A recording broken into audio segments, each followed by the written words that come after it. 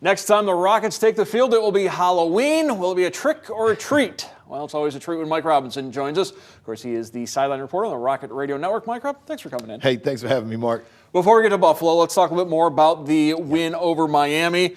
21-17, the two leaders of the MAC divisions going head-to-head, and the Rockets got the victory. That's the most important thing for UT. Yeah. Once again, they found a way to win.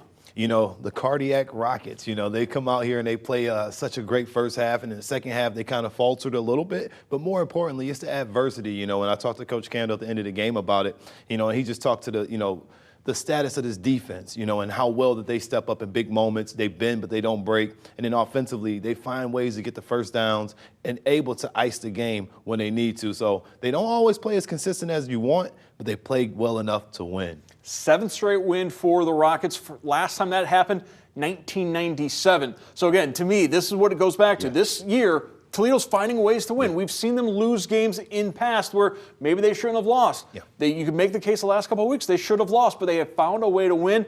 Defense came up big in that second half when they needed it the most. Yeah, absolutely. And Quinyon Mitchell, obviously this kid is a big-time early round draft pick. He plays extremely well in the secondary. He made some very, very athletic plays that had a lot of people saying, "Who is that kid?" I'm standing there in the back of the end zone watching the plays he make. He also got the tip ball there that went to Dallas Gant to get the interception to help ice this football game. So the defense, they've always played well. They got guys banged up a little bit, but it's the backups. Like McNeil Warren. Him stepping up in place. Bauer going down for a little bit, and everybody able to step up. Zach Ford being there. It's such a leadership-based defense, and I got to give a lot of credit to the defensive line. This was a defensive line last year that was full with a lot of guys going on to the next level, and then this year these guys stepped up in a big way. Culpepper, Peters, guys at Holt stepping up and really just showing out because, the Rockets are deep with talent, and the way they played last week, it makes you feel like they are the MAC champs or going to be a MAC champ. One of the guys that has continued to step up is Dallas Gant. And it seems like we've been talking about Dallas Gant for 8 years because we saw him come up through St. John's.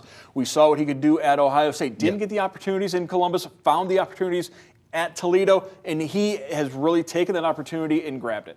For 3 weeks in a row, Dallas has made the play of the game. He stepped up and made a few tackles. Last week he made a big tackle to ice the game. The week before that, he made a tackle, and the week before that. Dallas is secretly really, really good on his defense, but it's just not him.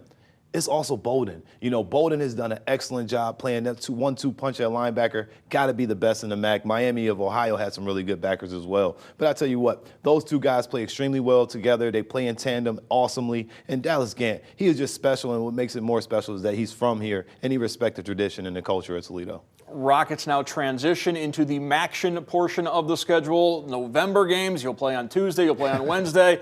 So they're used to doing this, and so you kind of get like a little bit of a half week off. You get a couple extra days to prepare for Buffalo. Yeah, and you know what? And they need this. The Rockets are banged up in a few different places, and this is going to be good for them to be able to reset, restart, and get ready for MACtion.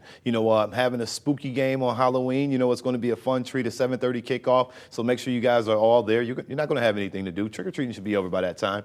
Get out to the game, but more importantly, it's going to be nice for the Rockets to get back home after being on a very long road streak. Speaking of Halloween, which of these 4 remaining games on the Rocket schedule scares you the most? Ooh, I would say it's got to be Bowling Green. This team, you just can't get a beat on. 1 week they're getting blown out. The next week they're blowing other teams out, winning big-time games versus Power Fives, and then losing games to MAC opponents. I think Bowling Green's always scary because they play up to the potential, and with this game being on the road, is going to be a tough one for the Rockets. Yeah, Buffalo's only MAC loss came to Bowling Green. Now, the Bulls haven't played Ohio, they haven't played Miami, they haven't played the top teams in the East. But I think we know at this point that Buffalo is a good team. This is going to be a good test for the Rockets on Tuesday. Oh, absolutely. They're not going to come in here and lay down and roll over by any stretch of your imagination. The Rockets got to find a way to continue to come out and be consistent. And I think with them being at home, after being on a road trip, they can come back out here and feel comfortable, get loose, and after having a 7-game win streak, there's some type of a swagger that you got with yourself. And that offensive line,